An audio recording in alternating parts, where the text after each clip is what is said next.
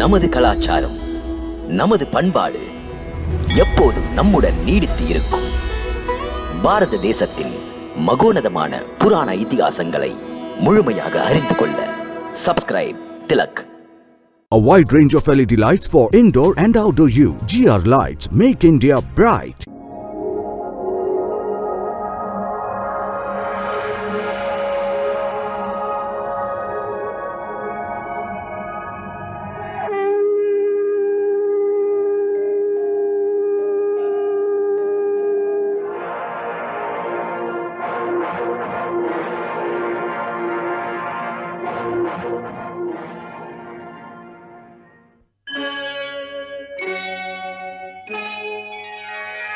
Krishna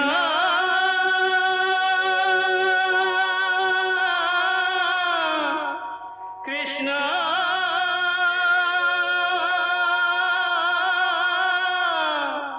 Hare Krishna Hare Hare.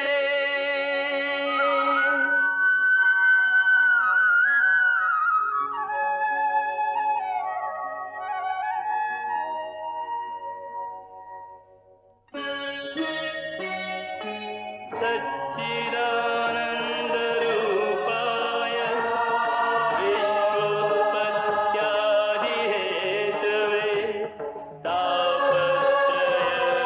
तापत्रयविनाशाय श्रीकृष्णाय वयं नमः.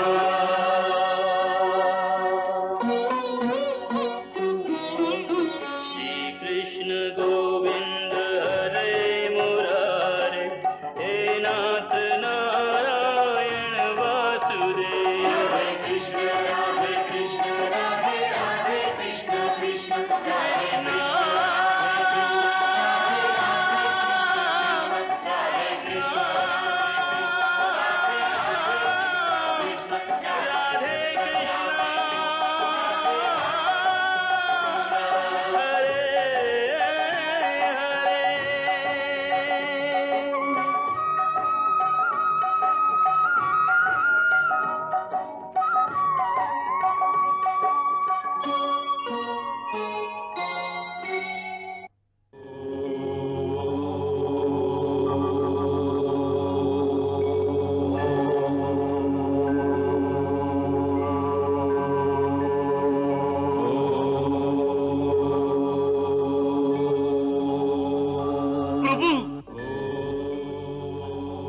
प्रभु प्रभु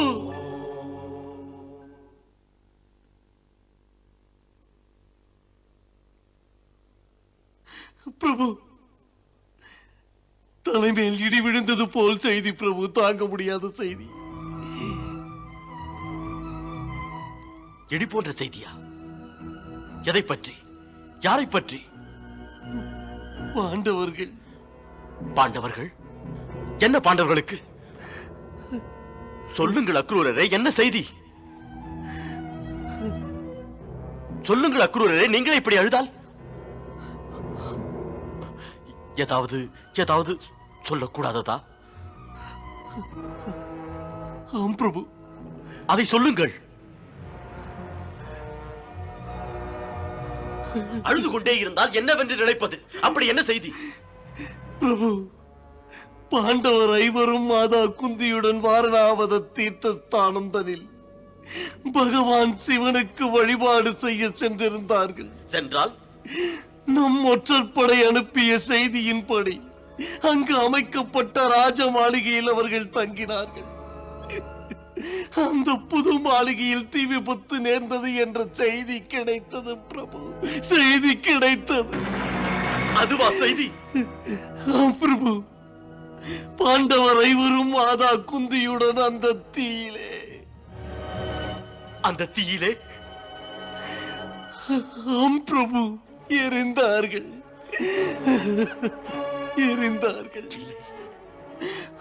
மன்னர் பாண்டுவினுடைய குலத்திற்கு இப்படி ஒரு பேரிடி இல்லை. இன்று பாண்டவர்கள் இல்லை பிரபு. கண்ணா, உன் காதில் விழுந்ததா? ஆம் பலராமண்ணா, விழுந்தது. இப்படி நடந்திருக்கிறதென்றால் அது துயரத்துக்குரியது. நமது ஒற்றர்கள் இப்பொழுதுதான் அஸ்தினாபுரத்தில் இருந்து வந்தனர். மன்னர் திருதராஷ்டிரர் அரசு மரியாதையுடன் அங்கு சென்று அவர்களுக்கு இறுதி கடன் நடத்த எல்லா ஏற்பாடுகளும் செய்து விட்டார்.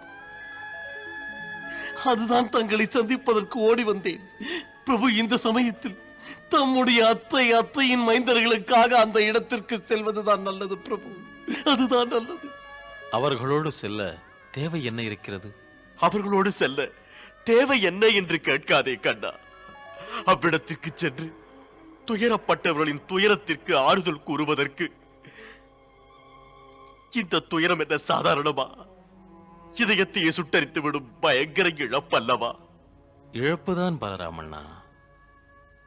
பொதுவாக துயரம் யாரை பாதிக்கும் என்கிறீர்கள்? இதயம் உள்ளவருக்கு. அவர்களுக்கு அது இருக்கிறதா? ராஜ குடும்பத்தில் துயரம் தாங்காது. அந்த பாண்டவர் மடிந்தது பற்றி எவன் அழுகிறான்? என்ன? ஆம் பலராமண்ணா, ஐவருக்காக எவனும் அழவில்லை.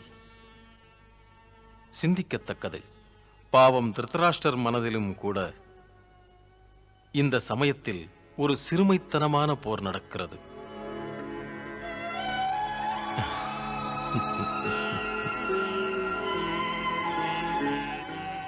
வெறும் பேச்சல்ல பலராமண்ணா. அதாவது இந்த நேரத்திலே பாண்டவர்களுக்காக அழ எவனுமே இல்லை.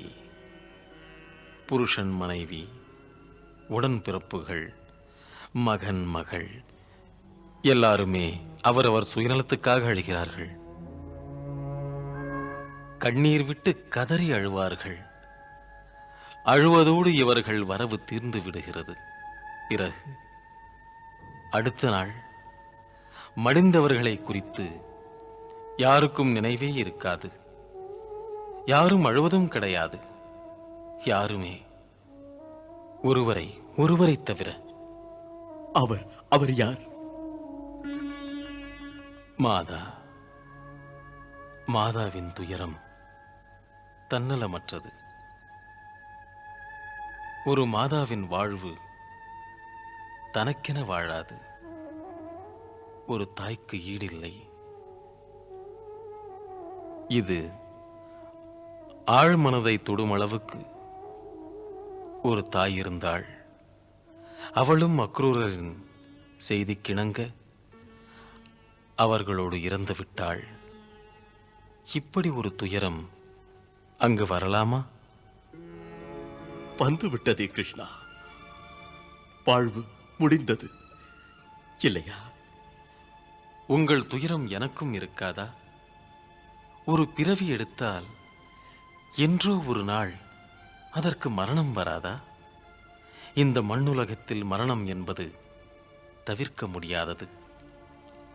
அத்துயர் தாங்கிக் கொள்ள வேண்டியது.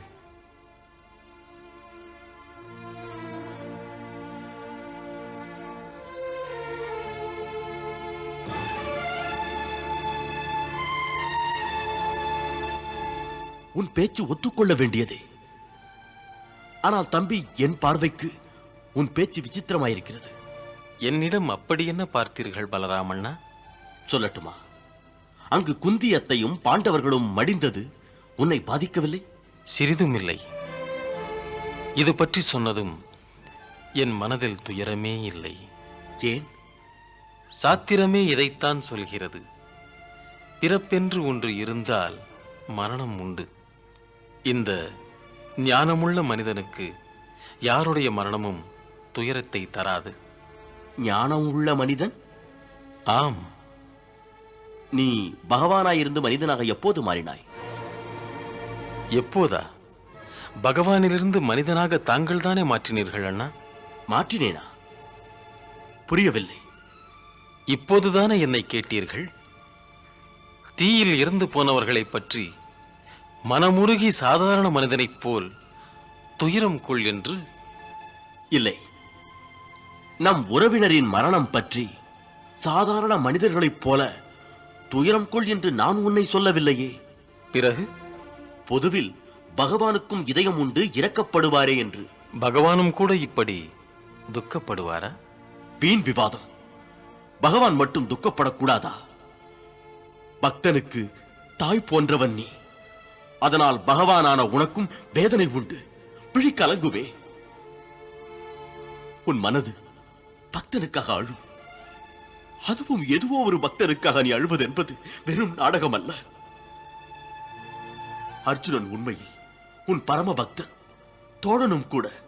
அவனை காப்பாற்றுவதாக அப்போது இந்திரனுக்கு வாக்கு கொடுத்தாய். அந்த பெரிய பக்தன் மாண்டு விட்டான். அது உன்னை பாதிக்காமல் விட்டுவிடுமா? இதை நம்ப முடியாது. போகட்டும். காக்கிறேன் என்று நான் வாக்களித்த பிறகு என் பாதுகாப்பில் இருப்பவனுக்கு மரணம் என்பது வருமா அண்ணா? தாங்கள் இதை பற்றி சிந்திக்க மறந்தீர்களா?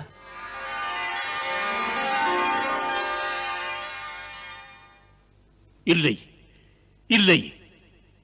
பயங்கரமான செய்தியை நம்ப முடியவில்லை. பாண்டவர் ஐவரும் அந்த குந்தி மாதாவும் மாளிகை விபத்திலே மடிந்திருக்க மாட்டார்கள்.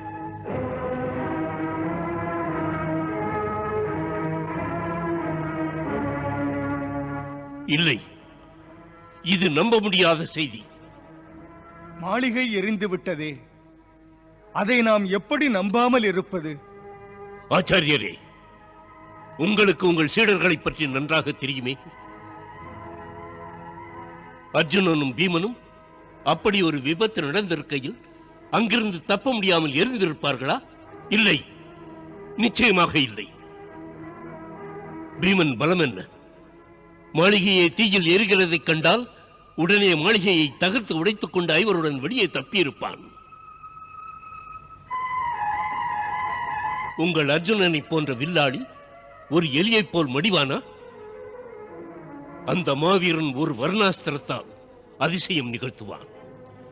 மாநகரமே பற்றி எரிந்தால் கூட மிக எளிதாய் அணைப்பான்.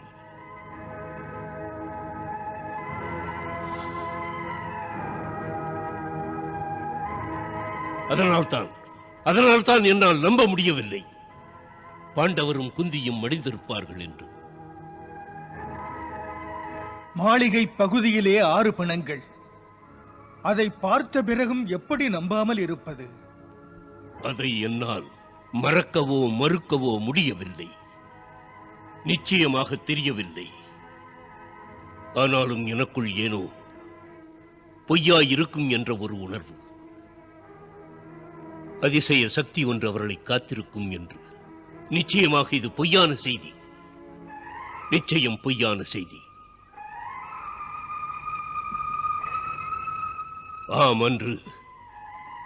ஆமன்று புனித மகான் வேதவியாசர் மகிழ்ந்து சொன்னார், இந்திரமைந்தன் அர்ஜுனன் அகில உலகத்தை வெற்றி கொண்டு அவனுக்கு மூத்தவன் யுதிஷ்டனுக்கு சக்கரவர்த்தி பதவி தருவான் என்று. அதோடு ஜோதிடப்படியும் கூட அர்ஜுனனின் ஜாதகமும் இதையே சொல்கிறது. ஆச்சாரியரே, துரோணாச்சாரியரே, வேதவியாசரின் வாக்கு எப்படி பொய்யாக முடியும்? ஜோதிடக்கலை எப்படி தவறான செய்தியை சொல்லும்? அப்படி சில சமயம் நல்லோர் வாக்கு நடக்கிறதில்லை. உதாரணம், மாமுனிவர் வசிஷ்டர் அன்று ராமனின் முடிசூட்டு விழாவிற்கு முகூர்த்த நாள் குறித்தார்.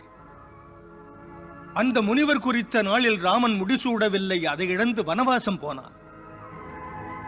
அதுபோல் ஜோதிடமும் கூட சில சமயம் பொய்த்து விடுவதும் உண்டு.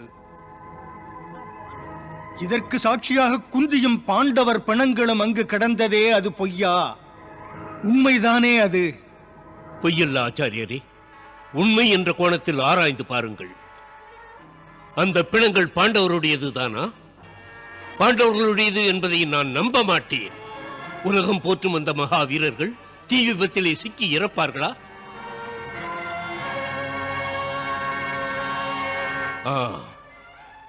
இது நடக்கக்கூடியது. அவர்களுக்கு விஷமிட்டிருப்பார்கள் சாப்பாட்டிலே கலந்து. அதன் பிறகு அந்த மாளிகைக்கு தீயிட்டு கொளுத்தி இருக்கலாம்.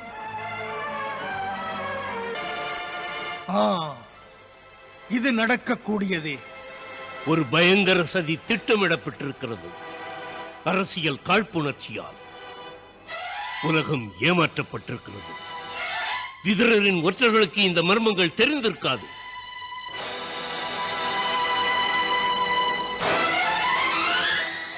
ஒரு கொடுமை நடந்துவிட்டது.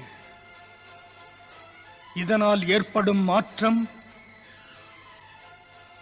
ஆம், துரியோதனன் இளவரசனாக்கப்படுவான். ஆம் ஆம், அதை ஏற்க வேண்டும், தவிர்க்க முடியாது.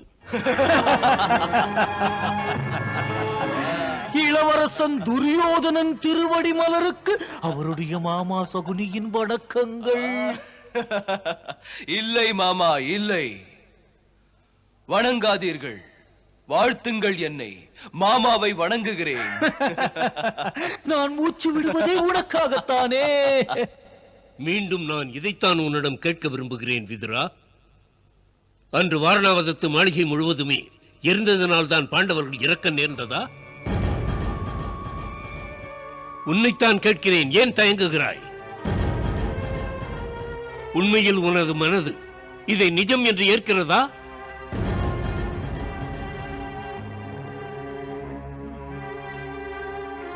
கேள்விதரா, முதியவனிடம் அரசியல் முறையில் நீ பேச வேண்டாம். நான் கேட்பதற்கு நேரடியாக பதில் சொல். அன்று வாரணாவதத்திலே ஏற்பட்ட தீ விபத்து இயல்பாகவே ஏற்பட்டதுதானா?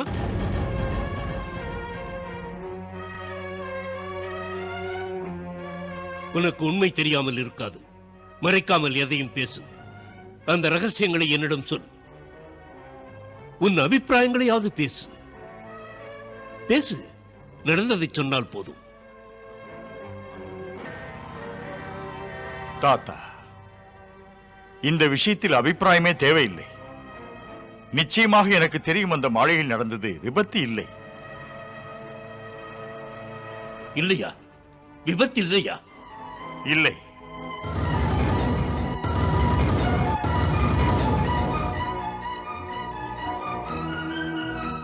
இன்னும் ஒரு கேள்வி. தீப்பற்றி எரிந்த நேரத்தில் உள்ளே பாண்டவர்கள் இருந்தார்களா? இருந்தார்.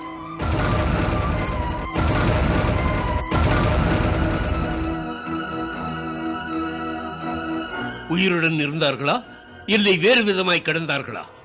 அன்று உயிர் இருந்தது, அங்கே இருந்தார்கள். இருந்தால் உயிருடனா, மயக்கத்திலா? நல்ல விழிப்புடன். இல்லை, இது பொய். விதுரா, உனக்கு நன்றாக தெரியும் பீமனின் உடம்பில் 10,000 யானை பலம் இருக்கிறது என்று. அவன் தன் முஷ்டியால் ஒரு குத்து குத்தினால் அந்த மாளிகையின் சுவர்கள் தூளாகிவிடும்.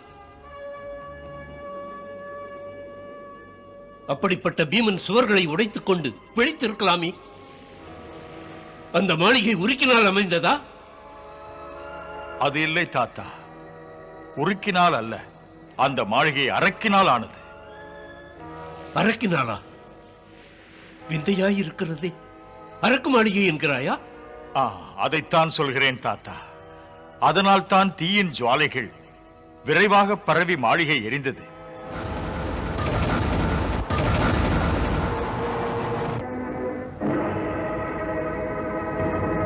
என்றால் என்றால் அரக்கு மாளிகை அமைத்து வைத்து ஆளை கொன்றார்களா? இல்லை தாத்தா, அவர்களை கொல்லவில்லை. இல்லை என்றால் கொலை செய்ய முயற்சி செய்தார்கள். கொல்ல முயற்சித்தார்களா? கொலை செய்ய முயற்சித்தார்கள். கொலை செய்ய என்ன விதுரா? குழப்பாமல் சொல். நீ என்ன சொல்ல விரும்புகிறாய்? விஷயத்தை சொல்கிறேன் தாத்தா. பகைவர்கள் பாண்டவர்களை கொல்ல சூழ்ச்சி செய்தார்கள். படுபாவிகளின் எண்ணம் தக்க சமயத்தில் அறிந்தேன். அவர்கள் சூழ்ச்சியை தடமாறச் செய்தேன்.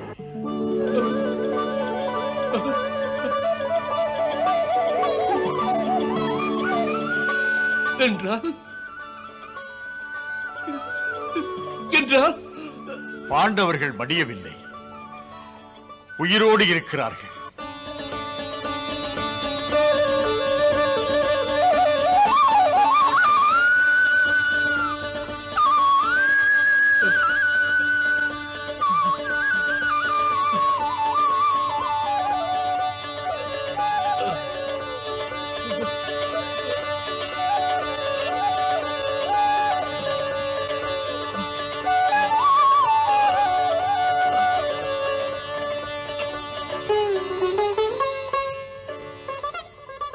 விதுரா, தாத்தா,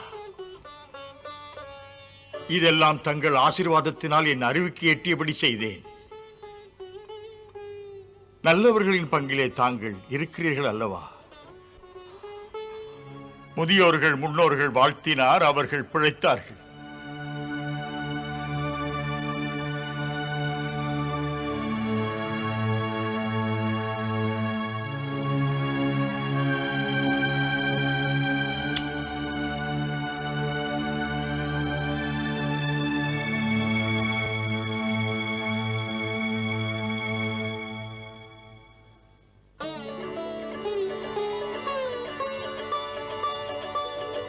பெரும் மகிழ்ச்சி கடலில் மிதக்கிறேன். இந்த மகிழ்ச்சி செய்தி பீஷ்மனுக்கு புத்துணர்வு கொடுத்தது. இப்போது இப்போது உன்னை வாழ்த்தோடு விட மாட்டேன். வாழ்த்துக்கள் போதாது. இப்போது நீ மகத்தான ஒரு செயல் புரிந்திருக்கிறாய். அதற்காக என்ன வரம் வேண்டுமோ, எது வேண்டுமோ கேள்.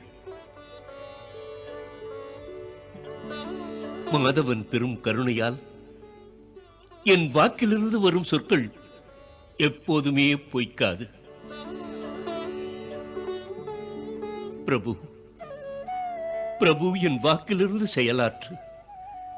விதுரா, விதுரா, உன் மதியுகத்தினால் தர்மம் காக்கப்பட்டது, நியாயம் மீட்கப்பட்டது, மீட்கப்பட்டது.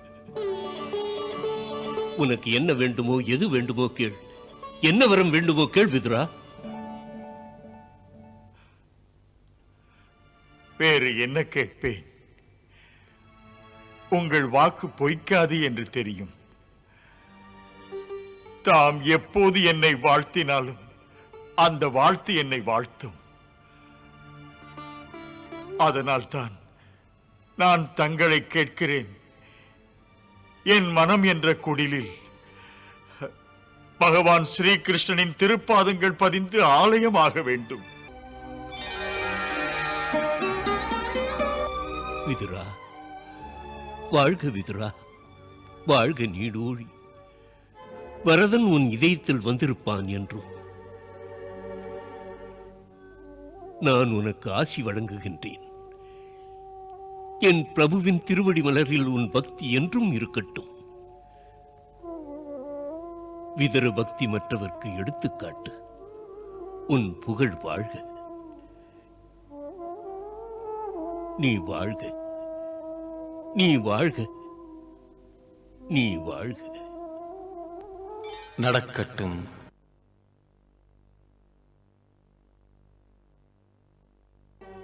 நடக்கட்டும்.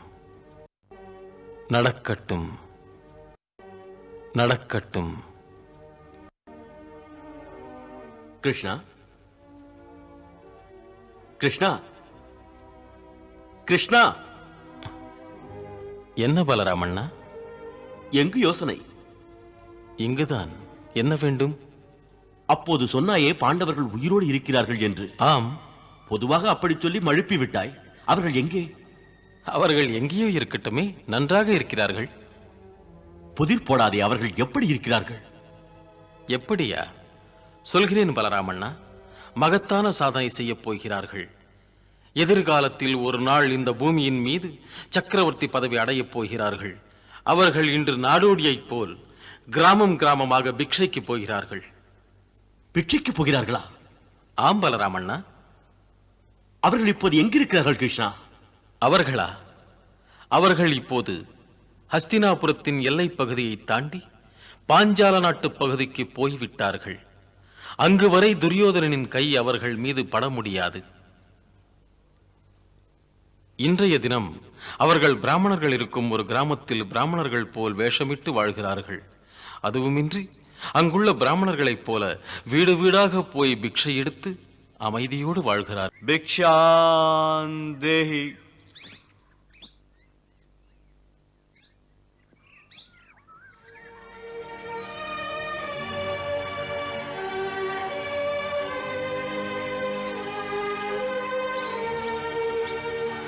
வளமோடு வாழ்க குழந்தாய்.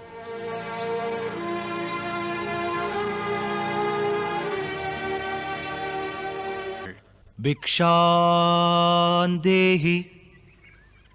பிக்ஷாந்தேஹி.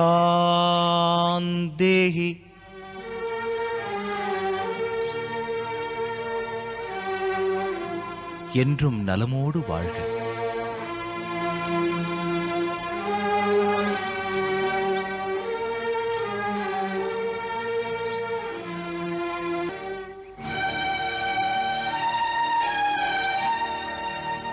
தர்மண்ணா, தர்மண்ணா, இன்று எங்களுக்கு அதிர்ஷ்டம் பாயசமே கிடைத்தது. பாயசம் வாய் வரை எட்டாது. ஏன்? ஏனென்றால் பீமண்ணா சாப்பிட்டு மிஞ்சாதே. பாயசம் அவருக்கு பிரியம். ஏன் கவலை உனக்கு? பாயசத்திலே பங்கு கொடு என்று நான் கேட்கிறேன். சரிதானே? செல்வோம். வாண்ணா. செல்வோம். போ.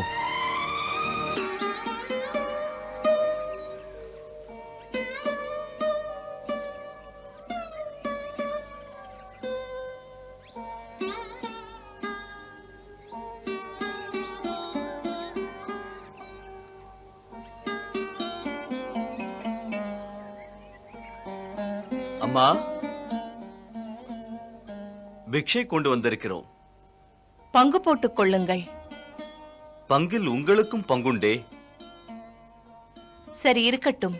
நீங்கள் எல்லாம் சென்று நீராடுங்கள், நான் வருகிறேன். ஆகட்டும் அம்மா.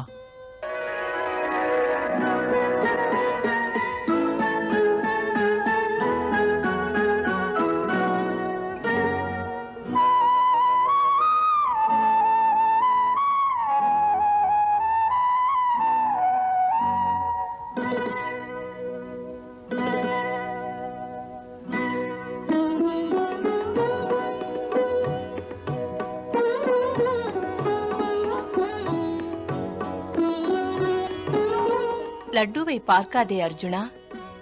இந்த லட்டு உனக்கு கிடைக்காது. நகுலன் சகதேவனுக்கு லட்டு என்றால் பிரியம். இந்த லட்டு அவர்கள் இருவருக்கும். பீமண்ணாவுக்கு மட்டும் முழு லட்டு. ஆ, எதை நீங்கள் பெற்று வந்தாலும் அதில் பாதி பீமனுக்குத்தான். தம்பி, என் பங்கை கேட்காதே. கேட்டால் உன் பங்கையும் எடுத்துக் கொள்வேன். அர்ஜுனா, அப்படியென்றால் என் பங்கை தின்னுங்கள். வைத்துக்கொள் தம்பி. நான் சிறியவர்கள் பங்கை எடுத்துக்கொள்வதில்லை. பெரியவனிடமிருந்து எதுவும் கிடைக்காது. பலே, லட்டுவை விட இந்த பேச்சு நிற்கிறது. சிறியவனுக்கு அநீதி இழைக்கவில்லை, பெரியவருக்கு அநியாயம் செய்யவில்லை.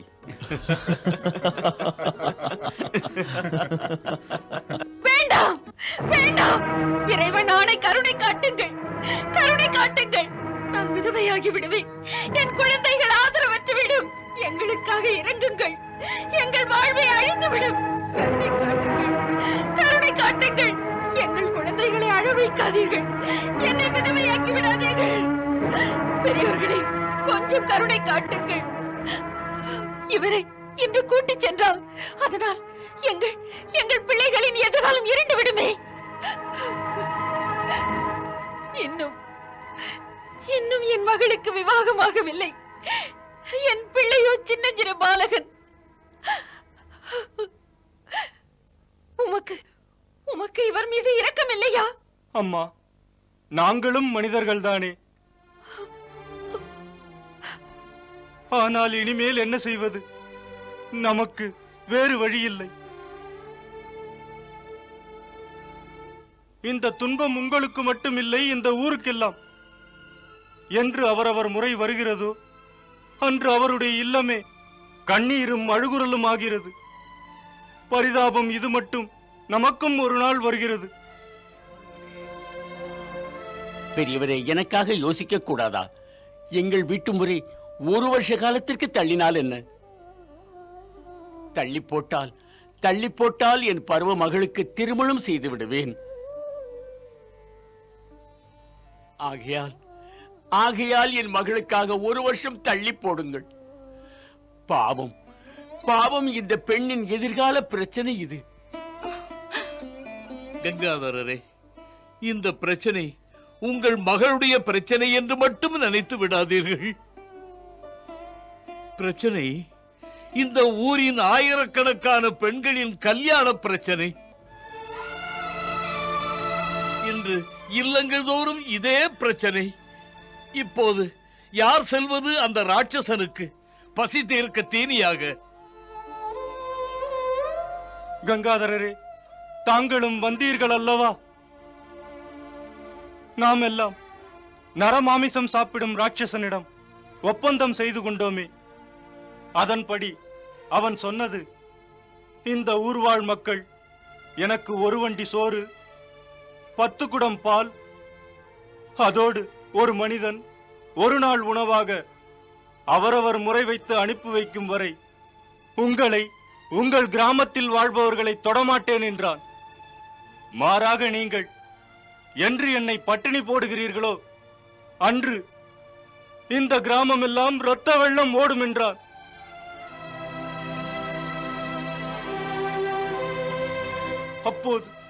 அப்போது நம் பெரியோர்கள் பேசி இந்த ஒப்பந்தம் செய்தோம். அன்று ஏற்றுக்கொண்டது வண்டிச்சோறு, பால் குடங்களோடு நம்மில் ஒருவனை அனுப்புகிறோம் என்று. பாவம், இந்த ஏற்பாடு முறையாக இல்லங்கள் தோறும் தினமும் பழகிவிட்டது. தடுப்பார் இல்லை. அம்மா, அனுப்ப ஏற்பாடு செய்யுங்கள். இல்லை இல்லை, முதியவரே, அந்தன பெரியவரே, தாம் இந்த கிராமத்தை அறிந்தவர். தம்மிடம் எனக்கு ஒரு பிரார்த்தனை. தாம் அதை சொல்ல அனுமதித்தால். சொல்லம்மா. இன்று எங்கள் குடும்பத்து முறை, அந்த ராட்சசன் பசிக்காக ஒரு ஆளை அனுப்ப வேண்டும், அவன் தீனிக்காக. அதனால் உமக்கு இந்த வீட்டில் இருந்து ஒரு ஆள் தேவை, அவ்வளவுதானே? நியாயப்படிதான் பேசுகிறேன். என் புருஷனுக்கு பதிலாக மனைவி நான் செல்கிறேன். ஐயா, தப்பில்லை. ஒப்பந்தத்தை நாம் மீறியது போல ஆகாது. சிந்தியுங்கள். இதில் நமக்கு ஆட்சேபனை இல்லை. முதியவரே, நான் ஆட்சேபிக்கிறேன். முறைகேடான முறை இது. பெற்றோர்களால் முடிவு செய்யப்பட்டு வேத முறைப்படி இவளை நான் மணந்து கொண்டேன். இவளை பெற்றவருக்கு மணமேடையில் நான் இவள் கரம் பற்றி மணந்து கொண்ட போது வாக்களித்தேன். உயிருள்ளவரை நான் இவளை என் உயிராக, வாழ்க்கை துணைவியாக, என் வீட்டு ராணியாக இடந்தந்து மதிப்பேன் என்று. மனம் மெய் அத்தனையும் அர்ப்பணம் என்றேன். என்றும் என்றும் கொடுத்த வாக்கை நான் நிறைவேற்றுவேன். அப்படிப்பட்ட நான் என் மரணத்திலிருந்து நழுவிக்கொள்ள அன்பு தந்தவளை, அருமை மனைவியை, கற்பிற்சிறந்த ஒரு துணைவியின் உயிரை பலி தர எனக்கு சக்தி இல்லை. எனக்கு சக்தி இல்லை. இது தர்மத்திற்கு ஏற்காது.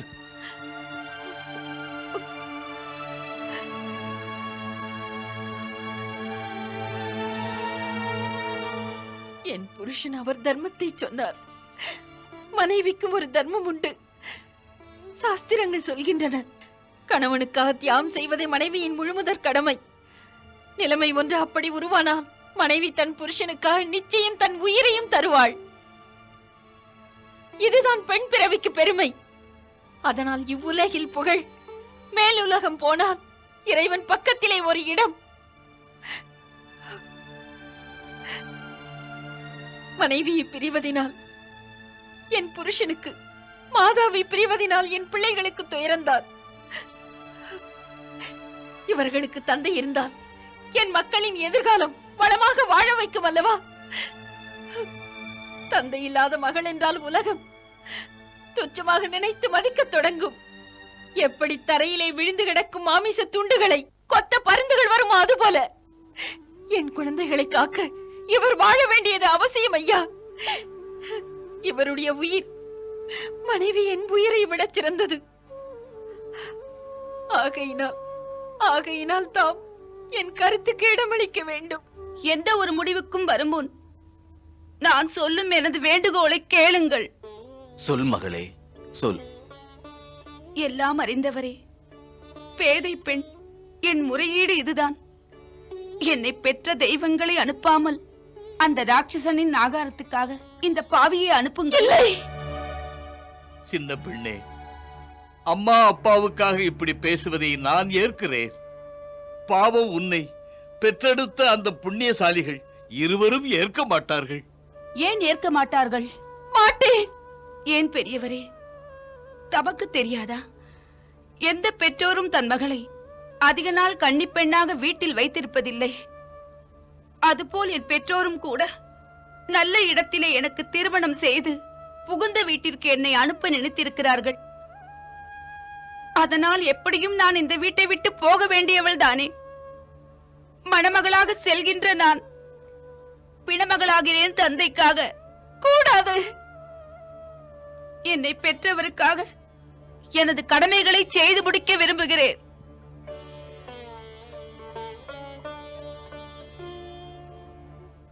அறநூல்கள் சொல்லுகின்றது, அன்னை தந்தையரே தெய்வம் போலென்று.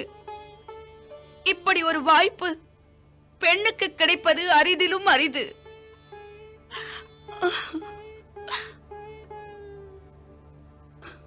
உங்களை கைகூப்பி வேண்டுகிறேன் பெரியவர்களே, என் வேண்டுகோளுக்கு தயவு செய்து மனம் இறங்குங்கள்.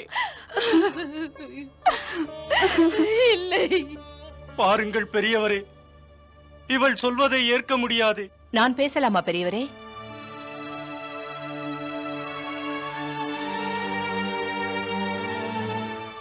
அம்மா, நீங்கள் முடிவெடுக்கும் முன்னால் நியாயம் என்று பட்டதை நான் சொல்ல என்னை அனுமதியுங்கள். அது சரி அம்மா, நீங்கள் பிள்ளைகளோடு இந்த ஊருக்கு வந்த அதிதி இந்த பிராமண தம்பதி எனக்கு பேருபகாரம் புரிந்தார்கள். யாருமற்ற எங்களை ஆதரித்தார்கள். அந்த நன்றிதான் இப்படி ஒரு எண்ணத்தை என் மனதில் தந்தது. இந்த விதவையின் பிள்ளைகள் பசிக்கு இந்த நகர மக்களிடத்தில் பிக்ஷை எடுத்து தின்கிறார்கள்.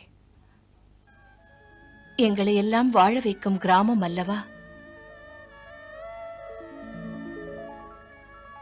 5 பிள்ளைகளோடு வந்த ஒரு தாய்க்கு ஆதரவு தந்தீர்கள். தினமும் பிக்ஷை தந்தீர்கள்.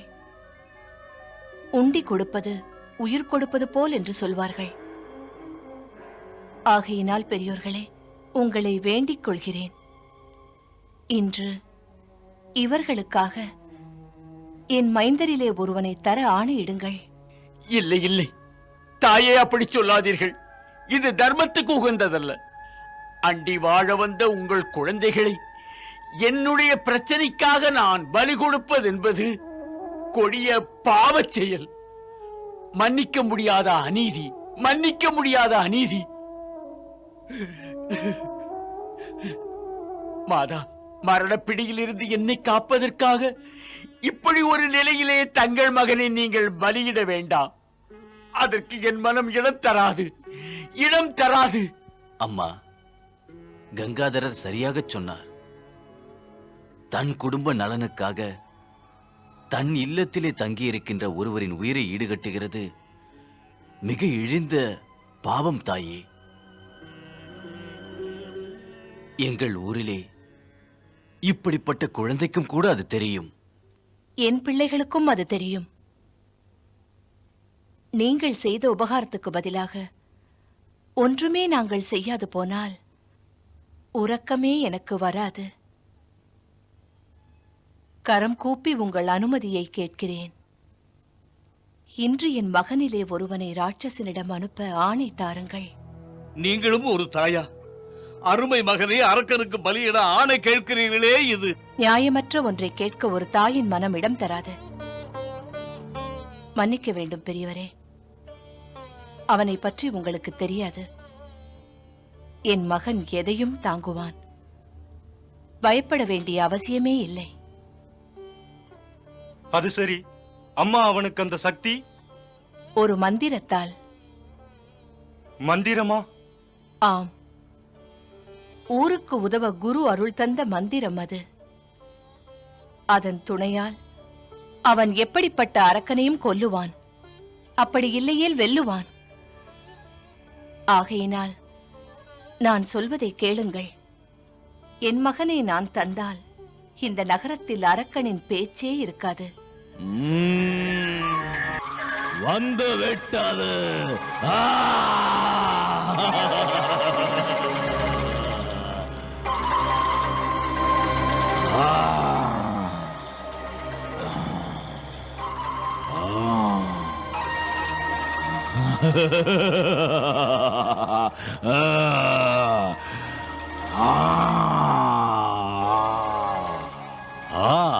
இனிப்பு இனிப்பு. பலே, இன்று விருந்து, பெரிய விருந்து.